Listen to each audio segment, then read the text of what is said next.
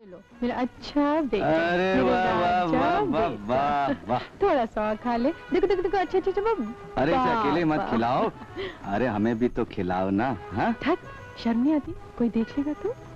हमने कौन सी चोरी की? हाँ नहीं नहीं नहीं, आप तो खिलाने पड़ेगा। आ आ आ आ आ। मालिक मालिक, आप ये क्या कर रहे हैं? ये तो मोटर का ग्रीस है, कोई हलवा नहीं है। रहीमी आप ये आ क्या कर रहे थे? दरअसल हम एक सपना देख रहे थे और उसमें राधा से कह रहे थे कि हमें कुछ खिलाएं।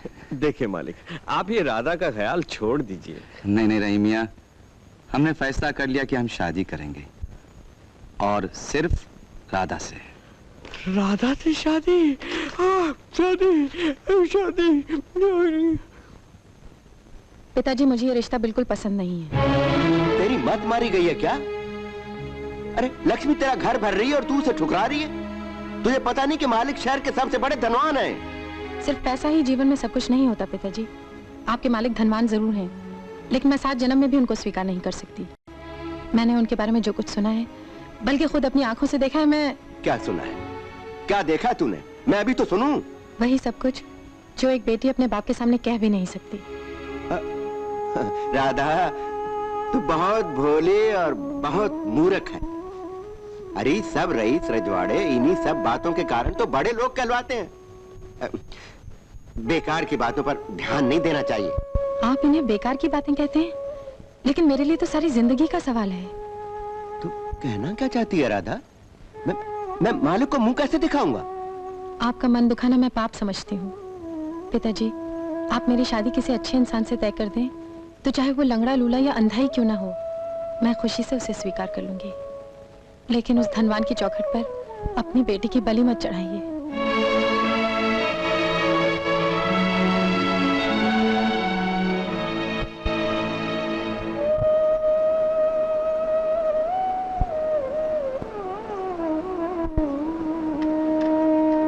देखो राधा, मैं तो जाहिल गंवार हूं, तू समझदार है, पढ़ी लिखी है।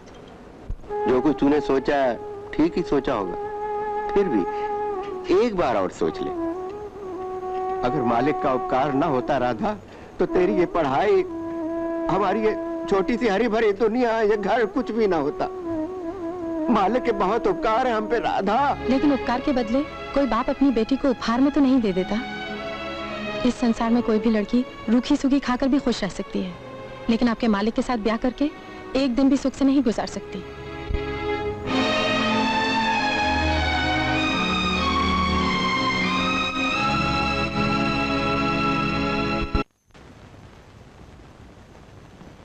मालिक। क्यों रामू काका, 2-4 दिन से दफ्तर नहीं आया? मालिक, अब आपके सामने जबान कैसे खोलूं? ऐसी क्या बात है? जो कुछ भी है साफ साफ कहिए। मालिक, मैंने आपका नमक खाया, पर अब जन्म भर के लिए आपके सामने मेरा मुंह काला हो गया, मुंह दिखाने के लायक नहीं रहा। अब मैं आपकी नौकरी चाकरी छोड़कर गंगा मैया की गोद में कूदकर मर जाना चाहता हूँ। बात नहीं काका, आपके साथ ब्याह करने से साफ इनकार कर दिया।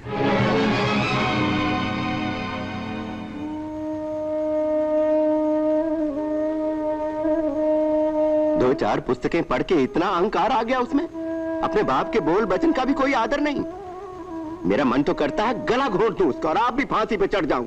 नहीं रामू काका नहीं, अशुभ बातें मत करिए। हमारे मन को भली लगी थी, इसलिए हमने अपने मन की बात आपको बोली थी। उसके मन में हमारे लिए कोई जगह नहीं थी, इसलिए उसने अपने मन की बात हमें बोल दी।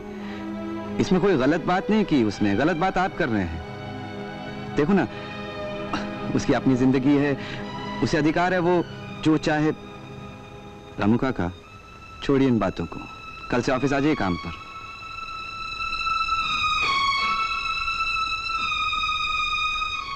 और सुनिए, ये बात अपने तक ही रखिएगा।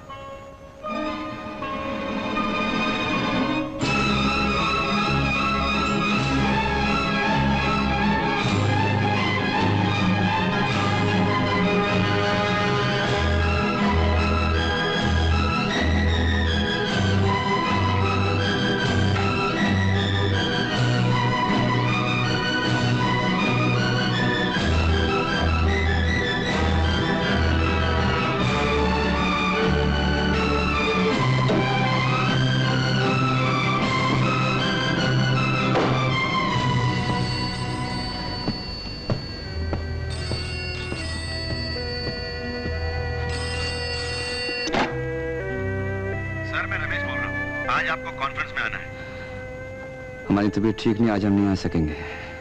आप नहीं आएंगे तो फैसला नहीं हो पाएगा। फैसले का पूरा हक अकेले आप पर ही है। फैसले का पूरा हक कभी एक आदमी को नहीं होता रमेश।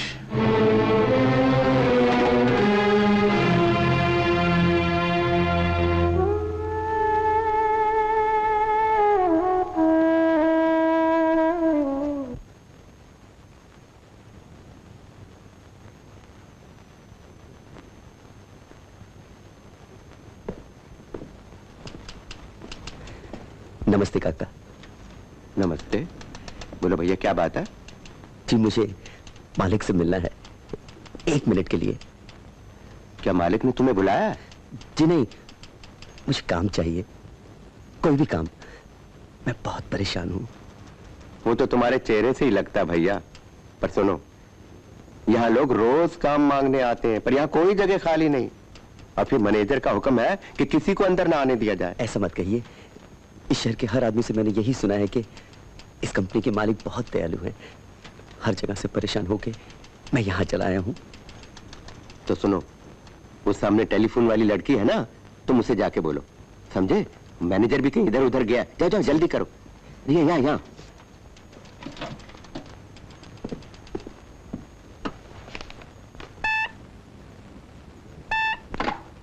सर, यहाँ एक आदमी आए हैं जिनका नाम किशन है, वो आपसे मिलना चाहते हैं।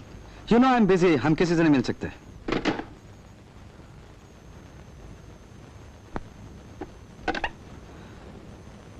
हाँ, भेज दो उसे। क्या नाम बताया? किशन। सनीवन। May I come in, sir? Yes?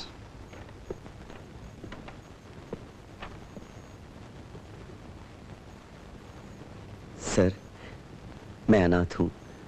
मैंने BA इकोनॉमिक्स में पास किया है। बहुत कोशिश की पर कोई नौकरी नहीं मिली। मैं मजदूरी करने, बोझा ढोने, ठेला चलाने के लिए भी तैयार हूँ, पर पढ़े लिखे आदमी को ये काम भी कोई नहीं देता। फाके करके मरने से मैं नहीं डरता सर, पर ये तो एक ढंग की आत्महत्या होगी और मैं इसे कायरता समझता हूँ। हमें अफसोस है, लेकिन कोई भी जगह खाली नहीं है। सर, मैं कोई भी काम करने के लिए तैयार हूँ। आपके ऑफिस की सफाई करना, जमीन पोंछना, मैं कुछ भी करूंगा सर। मैं ईमानदार हूँ, मेरे पास ये सर्टिफिकेट्स भी हैं सर। इनकी जरूरत नहीं। मुश्किल ये है, हमने कुछ लोग ज्यादा रखे हुए हैं। I'm sorry। कुछ पैसे ले जाओ और नौकरी के लिए कोशिश करते रहो। बड़ा उपकार आपका सर। ये हमारे समाज की बड़ी दुख भरी सच्चाई है। भीख मांगने वाला मेहनत करने वाले से ज्यादा कमा लेता है। क्षमा कीजिए, आपका कीमती वक्त खराब किया। जरा ठहरो। Yes sir.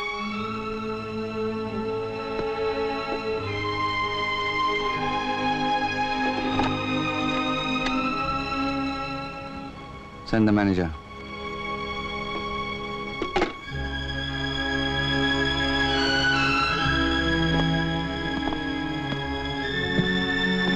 Yes sir. Dispatch section में कितने लोग काम कर रहे हैं? 15 आदमी। इसका नाम किशन है, पढ़ा लिखा, ईमानदार है, इसे वहीं रख लो। सर, पहले से ही हमारे पास 3 आदमी ज्यादा हैं। कुछ दिनों के लिए काम करने तो बाद में हम सोच लेंगे। आइए। Thank you sir, thank you very much.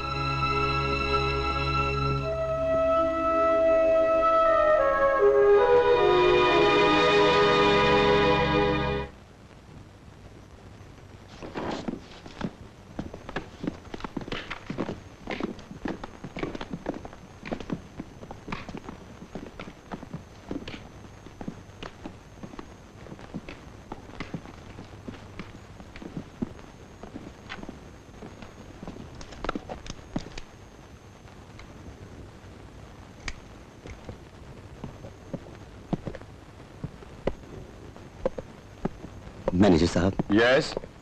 मैं इस शहर में बिल्कुल नया हूँ। आपकी आज्ञा हो तो आज रात विजिटर्स रूम में सो जाऊं। कल दिन में मैं कहीं भी रहने का बंदोबस्त कर लूंगा। मिस्टर किशन, यह ऑफिस है, कोई धर्मशाला नहीं। You understand?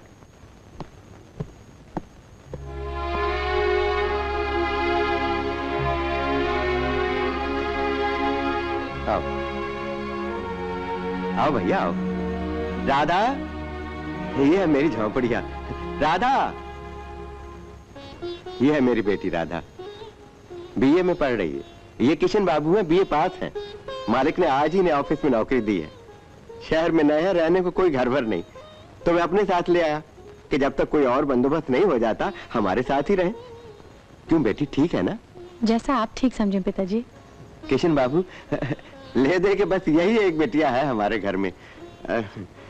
यहीं कहीं खाद डाल दूंगा तुम्हारे लिए। तकलीफ तो होगी। कैसी बातें करते हैं आप? सड़कों के नरक में जीवन बीत रहा था, मेरे लिए तो जगह स्वर्ग है। पहली बार देखकर ही मुझे लगा था कि आप बड़े भले आदमी हैं। मुझे विश्वास हो गया था कि आप मुझे मालिक से जरूर मिल पाएंगे। सचमुच ऑफिस में कोई नौकरी नहीं थी। ना जाने क्या दया आ गई मालिक के मन में, मुझे निराश लौटने नहीं दिया। बड़े महान इंसान है मालिक। अरे देवता है वो तो, जन्म भर किसी को निराश नहीं किया। पर कुछ ऐसे अभागे भी हैं जो देवता को राक्षस समझ बैठे। मैं चाय लेके आती हूँ। आओ आओ भैया आओ।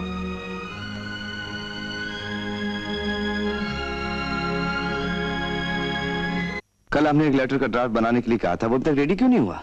सर, ये काम शेट्टी साहब करते हैं, वो कल छुट्टी पर थे। यू मीन टू से अगर सेठी साहब दफ्तर नहीं आएंगे तो क्या ये दफ्तर बंद हो जाएगा? Sir, if you don't mind, मैं अभी ड्राफ्ट तैयार करने की कोशिश करता हूँ। ड्राफ्ट? और आप देखिए, आप जो है वहीं तक रहिए। हाँ, कॉन्फ्रेंसेस में घूमना, पैसे उड़ाना, होटलों में हंगामे करना, यहाँ तक ठीक है। अरे हाँ, वो किशन को रखा है ना जी, he is BA with economics, उसे को ड्राफ्ट बनाने की कोशिश करेगा। देखते हैं वो कैसे बनाता है।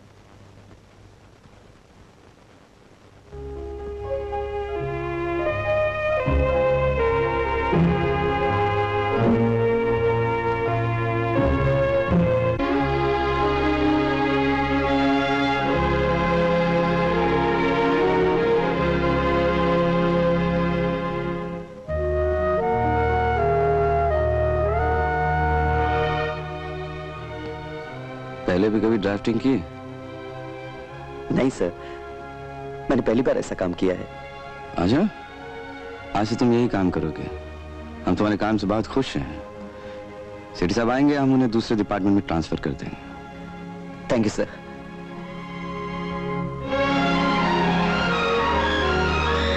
Splendid, I must say.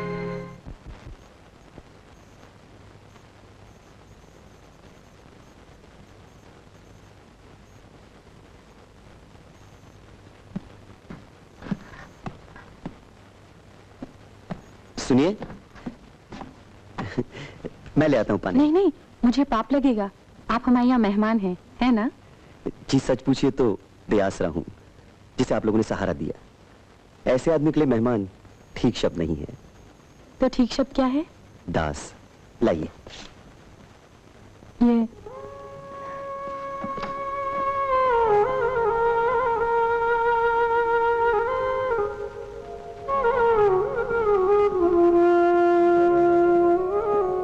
ये बाल्टियां कहाँ रख दूं? वहीं रख दीजिए। Thank you. My pleasure.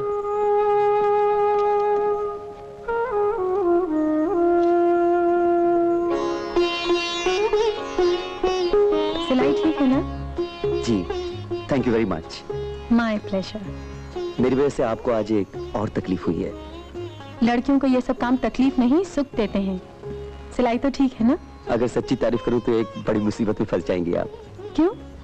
क्योंकि मेरे सारे कपड़े फटे हुए हैं। इतना समय आप कहां से लाएंगी? मेरे समय की फिक्र न करें, सिर्फ अपने बक्से की चाबी छोड़ दीजिएगा। इन 2-4 दिनों में आप लोगों की वजह से मुझ में एक नई जिंदगी पैदा हो गई है। सोचता हूँ धन्यवाद कैसे करूं। मैं बताती हूँ आपको। खाना मैंने बना दिया है, आप पिताजी के साथ खा लीजिएगा और मुझे कॉलेज जाने की आज्ञा दीजिए। समझिए आपका धन्यवाद पूरा हो गया।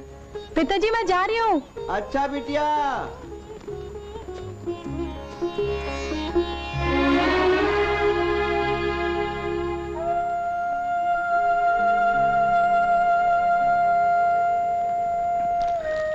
किशन, कुछ एडवांस क्यों नहीं ले लेते? घर का किराया भरना होगा और कुछ नए कपड़े भी खरीद लो।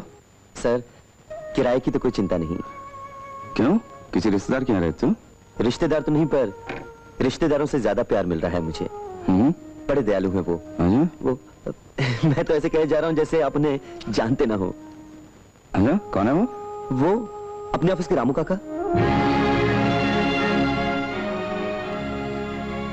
अच्छा, तो तुम वहां रहते हो? जी। रामू काका के पास तो एक ही कमरा है, जगह तो बहुत छोटी है ना?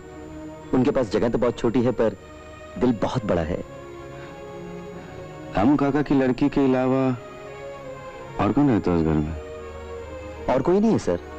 देखो ना, रामू काका बहुत भले आदमी है, उन्हें तकलीफ भी होती होगी तो वो बोलेंगे नहीं।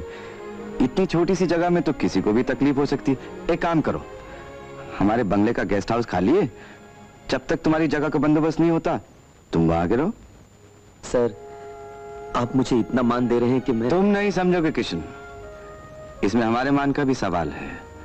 देखो ना, अभी तक तो हरीश हमारे पर्सनल असिस्टेंट थे, अब वो काम तुम करोगे।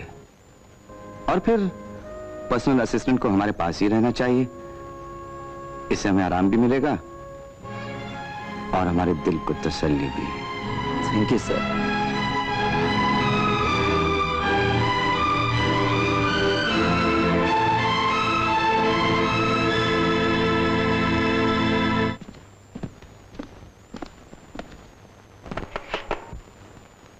ये लीजिए भगवान का प्रसाद। पिताजी कहाँ हैं? किसी काम से बाहर गए हैं, मैं आप ही की राह देख रहा था। मेरी? कहिए, मैं आ गई। मैं जा रहा हूँ। कहाँ? मालिक ने मुझे अपने बंगले के गेस्ट हाउस में रहने के लिए कहा है, कोई किराया भी नहीं देना पड़ेगा। अच्छा, तब तो जगह भी बहुत बड़ी होगी। लेकिन मालिक के दिल से बड़ी नहीं हो सकती। आप अभी जा रहे हैं? जी। अच्छा, कभी वक्त मिले तो आइएगा यहाँ। ऐसा बोलकर शर्मिंदा मत कीजिए, सभी कुछ तो इसी चौखट पर मिला है मुझे। रोटी, आसरा, हमदर्दी, प्यार, क्या नहीं मिला मुझे यहाँ? अच्छा,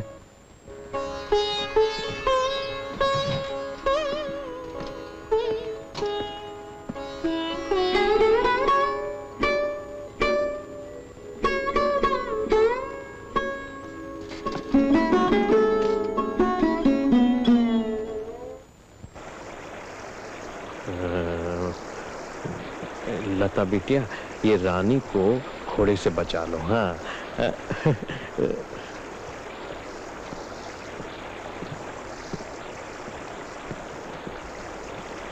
गुड मॉर्निंग सर। आओ किशन, इससे मिलो।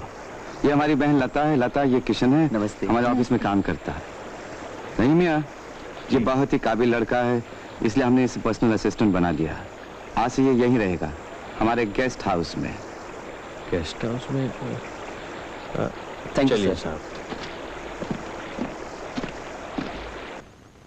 ये है हमारे हुजूर का मेहमान घर, यानी कि गेस्ट हाउस।